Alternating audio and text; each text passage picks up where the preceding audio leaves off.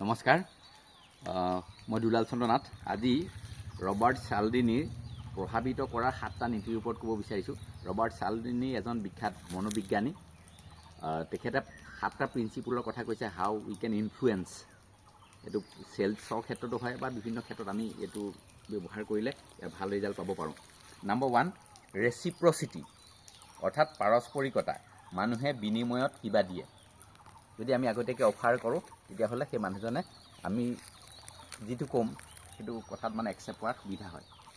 প্ৰথমতে আমি ল'ম বুলি নহয়, আমি দিব লাগে, সেইটো কথা কৈছে। First give mentality. দেন অসুলভতা, যিটোক স্কেয়াৰচিটি বুলি কয়, যে মানুহে দুৰ্লভ সুযোগক গুৰুত্ব দিয়ে। নম্বৰ 3 আহিল অথৰিটি, কৰ্তৃত্ব। মানুহে বিশেষজ্ঞক বিশ্বাস কৰে। নেক্সট আহিলে নম্বৰ 4 সংগতি, কনচিষ্টেঞ্চি।